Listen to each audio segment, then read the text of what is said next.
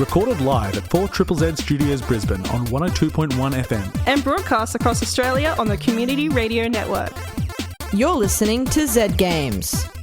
With 10 years experience and over 500 episodes, Zed Games brings you the best in gaming news, reviews, community and culture. Want to reach out? Message us on Facebook at Zed Games AU. Welcome to Zed Games. Hello. It's me, Hazel, in the studio. Hi, Hazel. With Zahra. and Caroline. we have a special guest. And we've got some very special things to talk about tonight. I'm extremely excited. I know that we have gaming news. I know, it happens every week, but I get really excited about the gaming news. We've also got a gaming review, and then we have a special discussion. About, a video game movie. If you can guess what it is, keep your guesses to yourself. But say it out loud now to your friends around you. So then, when we actually do talk about it, you can called it. Yeah, you got to call it now, listeners. Yeah. You have to call it now, otherwise it doesn't count. So right up next, guess what we've got?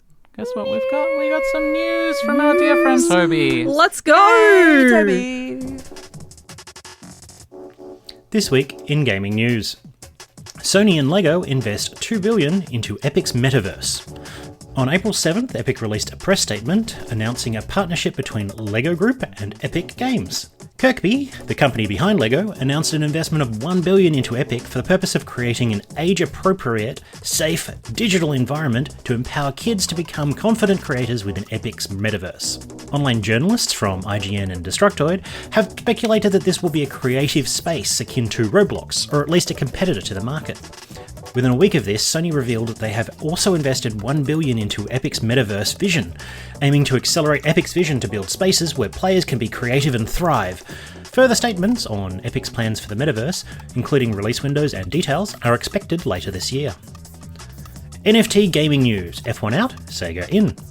In NFT news, Animoca Brands has been unable to renew its license with Formula One, leading to the shutdown of one of the first official NFT-powered racing games, F1 Delta Time. After having the most expensive NFT trade in 2019, with a car in-game trading for $100,000, and touting a play-to-earn gaming model, players are left with NFTs that are now ostensibly worthless. Players have been given the option to trade their NFTs into the REVV Racing on Polygon ecosystem for equivalent cars based on the rarity and power of the original, and other replacement tokens. On the other side of the coin, Sega has announced a 5-year plan to create a super game. According to VP Shuji Utsumi, this would leverage AAA titles currently in development to go beyond the traditional framework of games. However, shortly after the announcement, Sega's CEO, CFO and COO responded with hesitancy, asserting that should players not want NFTs or play-to-earn strategies, they would back off the technology. Aussie wins at the BAFTA. On April 7th, the 18th BAFTA Games Awards 2022 took place at the Queen Elizabeth Hall in London and streamed online, opening with a classical remix of Manic Miner and Griegs in the Halls of the Mountain King. This year's BAFTA's Games Awards honoured Aussies with several awards for gaming excellence, with Artful Escape being awarded for its artistic achievement, and Unpacking being celebrated for its narrative and awarded for the publicly voted for and corporately sponsored EE Game of the Year. Other games that received several awards were It Takes Two, taking home the awards for original property and multiplayer, Ratchet & Clank Rift Apart, taking both animation and technical achievement awards, and the most awarded game of this year's BAFTA awards, Returnal, which was awarded Best Game, Music and Audio Achievement. If you would like to know more about this or any of our other stories, check out our Facebook page at ZedGamesAU or our website at www.zedgamesau.net. Now for some game releases. On April 14th, atmospheric physics destruction game Abris is coming to PC. Cat Cafe Manager that Zahra will be reviewing next week is coming to PC and Switch. And remasters for Bush Hockey League and Tormented Souls are coming to the Switch. Taito Milestones, a collection of Taito's arcade legacy, also comes to Switch on April 15th. Jumping forward, on April 20th, the action roguelite Ember Knights comes to early access on Steam, and the Star Wars Force Unleashed remaster comes to Switch. And on April 21st, coming to PC, why not make alien Soylent Green meals in Godlike Burger, try the logic puzzle automation game The Alone, or wrestle with morality in a dark comedy in Trolley Problem Inc. from the Ogscast. Coming to PC, Xbox and the Switch, the retro-inspired 2D action RPG Uncharted, and lastly in Lumos, the Master Moat Chronicles become a squishy bioluminescence creature solving 3D puzzles, coming to the PC, PS4, Xbox One and Switch. And that's all this week in gaming news. Thank you for that, Toby. So, Yogscast? yes, Yogscast publish games now under the name Yogscast Games. They don't develop them in-house, they publish them. I remember the last time that I they think. tried to develop a game. That was like 10 trillion years ago. Which I remember it not going well. no, I remember seeing like some developer diary kind of videos, and I was like, Yeah, they've actually published a few games now. I believe it's come up on their Christmas marathon streams. I can't remember what they're called anymore. But Unpacking 1-2 BAFTAs. Yes. Unpacking 1-2 BAFTAs. Congratulations to them. I'm so proud of them, and like, And I just want to say we're ahead of the curve. Unpacking was our game of the year. yeah. So like, we're smart. We won. Yeah, Take that, BAFTAs. Technically, we won the BAFTA then. yeah. Like not Witchbeam. Us. We won. We're taking this victory. No, it is very well deserved, and like it's been really encouraging. We're seeing more support for like in terms of like grants for like local studios and stuff. Because like we've got really, really, really creative and wonderful people here, like right here at home. And it's just like, hello, Yeah. With the hello, money, please. yeah, it's easy as that. Yeah. It's really strange because Tim and Ren from Witchbeam are just like people that we know. Not to brag or anything. Like just they're just name dropping. We know these it's just like, oh, it's Tim and Ren. Yeah. Like, and then they win 2 BAFTAs. It's just like, It's wild. congratulations. Yeah. Also, I feel like we do need to point out Sega like immediately backed out of the NFT thing, like pretty much as Toby was recording the news. They announced it and then immediately were like, but if you guys don't want to, And we don't have to We do can it change if you're it. not It's on board. And everyone's like, we're not. if you don't like it, Maybe they should have read the room before they announced it. I believe that Sonic would be against NFTs. That sounds like an Eggman thing to do. Like, Oh no. like Dr. Robotnik would be like, I'm going to create NFTs. I'm going to take over the world We're with going them. to create a machine and it makes pollution and doesn't really do much else. Mwahaha. Yeah, it's I don't the know. egg miner.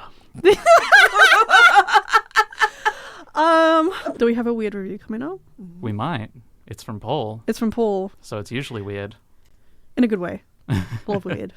We mean that in the best way possible, weird, Paul. affectionate. So Paul has brought us a lovely review of FixFox, FixFox. and it's time to listen to that.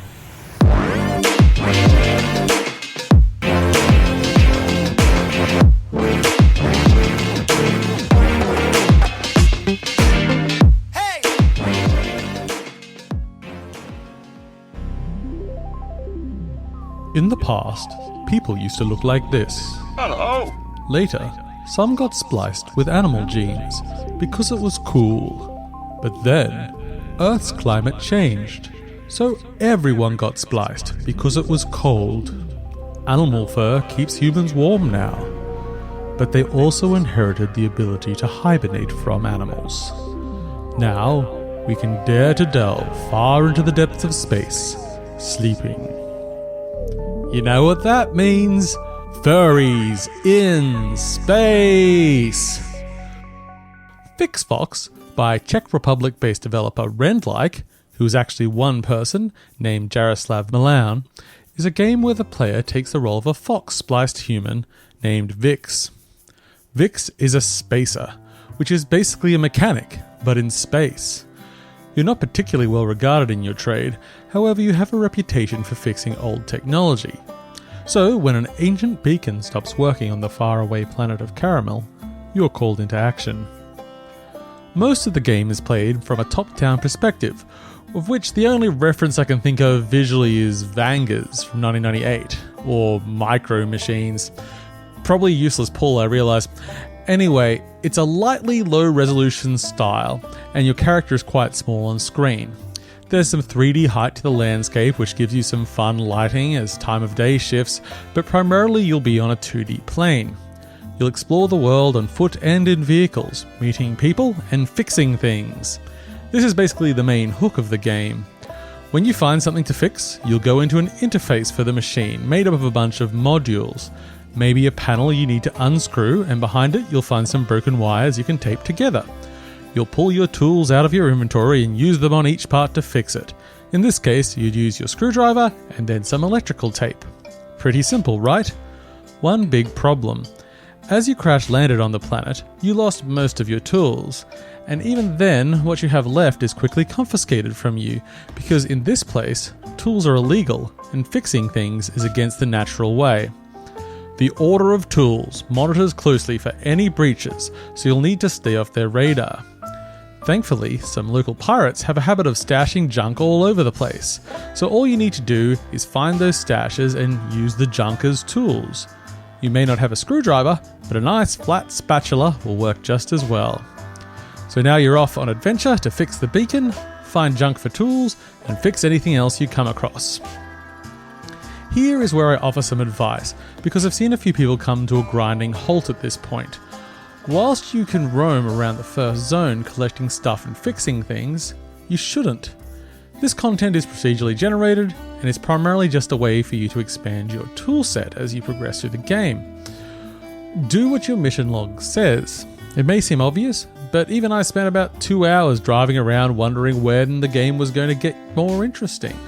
Follow the actual plot, and you'll quickly discover more gameplay mechanics that open up more interesting opportunities, but also make navigation more fun, and also, the story. Now, I wasn't expecting much of the story. I enjoyed the premise, and the writing is actually pretty funny. I was expecting the furry element to be kind of throwaway plot device, and I was just going to have a light-hearted sci-fi adventure about a fox fixing things. Turns out the furry element is actually important, and the story deals with some heavier content than I anticipated regarding family and prejudices people hold. It also touches on some more sci-fi elements like AI and its use, but also, it is about a light-hearted fox fixing things. One of the items you get in the game is a meal ticket. Take it to a relevant vendor and sit down for a lovely meal, which you eat mouthful by mouthful with the same interface you repair with. As you eat, the vendor will talk to you with some pleasantries and typically some gossip that will point you in the way of somewhere to explore.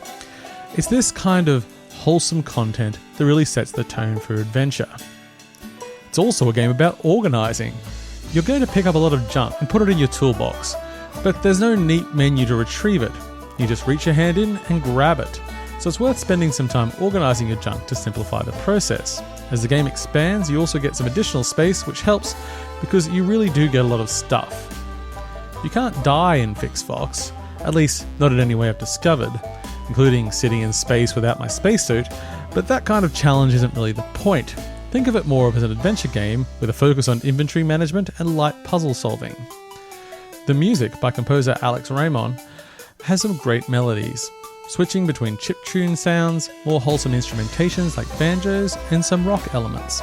It's quite a combination, but it works together and doesn't tend to grate, which is important because the game is actually quite significant in length, upwards of 12 hours or so.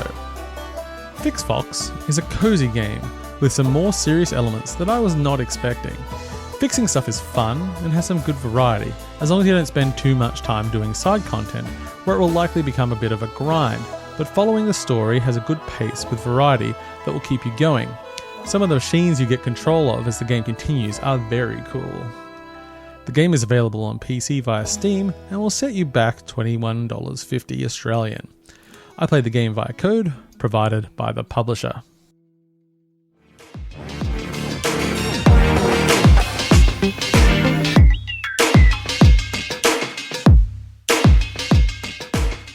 Thank you for that review, Paul. That Thank was lovely. you. Paul. That was really fun. Yeah. If you could have your genome spliced with any animal, what animal would it be? Jellyfish.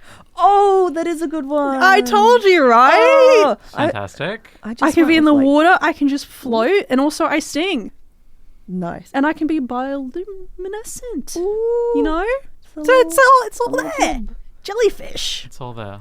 What about you two? I went with probably just cat. Cat. Because. Cat. Cat. Oh, Yeah. Did you do like a yeah? Yeah. Yeah. Yeah. Did you You know, like Yeah. Yeah. What about you, Hazel? Crocodile. You know, I was thinking that, and I was like, no, Hazel's gonna pick crocodile. And then I forgot that you're gonna pick crocodile. And then I can make the weird crocodile noise that they do. The The rumble. No, that's a really bad one. We're not crocodiles, so we can't really do it. But it's pretty Speak for good. yourself. I just wanted cute ears and maybe like a swishy tail. And like bones that can do weird things. Yeah. But that was a lovely review, Paul. Appreciate that. Yeah. Bravo, Thank Paul. you for the furry element, Paul. Yeah. It's a sequel to the Fifth Element. So you're listening to Zed Games, is that it? You're listening to Zed Games. You're listening to Zed Games. Hello, you're listening to Zed Games. You're listening to Zed Games. You're listening to Zed Games. You're listening to Zed Games. You're listening to Zed Games. You're listening to Zed Games. You're listening to Zed Games. You're listening to Zed Games. Perfect. Thank you. I'm sorry. May I introduce what the next segment is going to Go be? wild. Don't tell me to go wild. I will actually go wild. Go We're going to be ballistic. talking about Sonic the Hedgehog 2, the movie. That's right. It is time. We have watched it. There's going to be spoilers, but before you tune out, just want to let you know it's a really good movie. All right? It kicks butt. And now you can tune out because the rest of this is going to be very spoiler heavy. Yeah, we'll give you a moment, just sort of like speed on out of the room. We'll welcome you back in about 5-7 minutes. Yeah, and all right, you gone? Bye. All right, cool. Go on, get out of here. Oh my god, Tails is so cute. Okay, He's so fluffy. so fluffy. So basically, you know, Eggman, Dr. Robotnik, he's in the mushroom world, and he's like, oh, I'm gonna get out of here. He's trying to make mushroom coffee, and it sucks. Yeah. Mushrooms are gross. Mushrooms aren't gross. I don't like them. I like them. You know what? If we were ever on a mushroom planet, I would eat all the mushrooms for you. I mean, I'd eat them anyway because there'd be nothing else to eat, true. but I wouldn't be happy with it. And you know, on this mushroom planet, you'll never believe who he runs into. Our very own, as if he's part of like our friend group. Knuckles the Echidna, voiced by Idris Elba, and can I just say he did a fantastic job. He did such a good job. Absolutely, probably Oscar-worthy. probably one of my favorite interpretations of Knuckles. I have had a lot of issues with how Knuckles is presented in a lot of the more recent The modern era. Sonic Boom. I love Sonic Boom. I hate what they did to my boy. But you know, he's back. He's punchy. He's angry. But he's got nuance. He's got emotions. He's lonely. Oh, he's you a know? sad little boy. He wants a friend, and he finds a friend. He finds two friends. Unfortunately, the first one he runs into is Eggman, and I'm Eggman's talking not. about Tails eventually. Eventually, but at first Yeah. he thinks, "Oh, Eggman's my friend," and No. That Every man time. is not friendship. It's hard every time. It's hard every time. It's like we as the audience are like, "Oh, Knuckles, don't be. Oh, look at him, he's so gullible." And it's He's just so like trusting. he's so trusting. He's so angry, but he's so trusting. And it's just like, wow. So then Knuckles and Eggman go like, we're gonna go find Sonic and strangle him, I guess. Which is, you know, a choice, I guess. I mean, they want Sonic's power. Hey, you, kill that guy. And this movie just hits you with references after references after references. There's everything. There's do you know the way? There's what else? It was a very confusing Blues Brothers reference when he's talking to the dog. Yeah. He's just like the whole we're wearing sunglasses and it's night. And it's just like you know, when we're in a cinema room, like half of it adults, the other half kids, everyone's just super delighted. The adults are like, you know, chuckling to themselves at every reference, and the kids are like, wow, I love this little blue guy. And for anyone who is listening to this but doesn't know, Sonic in these movies is voiced by Ben Schwartz, the man who plays Jean-Ralphio in Parks and Rec. And there's a reference to that too. The West. And you know, there's I know that there is a small but dedicated group of people out there who desperately want to see Dr. Ivo Robotnik in a maid outfit, and I'm glad to say, yes. For about half a second, that exists in this You film. blink and you'll miss it, but if you don't miss it, it's in your brain forever. Yep. But all of the crazy cameos and everything aside, this was genuinely a really, really well put together movie. Like, for a kid's film, it was fantastic. Yeah. Yeah. The action was great. The story was great. And it's just... I mean, if you know Sonic, then there's no surprises. Yeah, you know what's going to happen. But it's a solid movie. It's a solid movie. It gets the spirit of the characters. And I think there were some fun reveals. There were some fun moments, like fantastic scenes where I'm just like, yeah, yes, get it, kick butt. I mean, it gives you everything you want as a Sonic fan. And it doesn't let you have a moment to breathe. It just keeps hitting you with everything.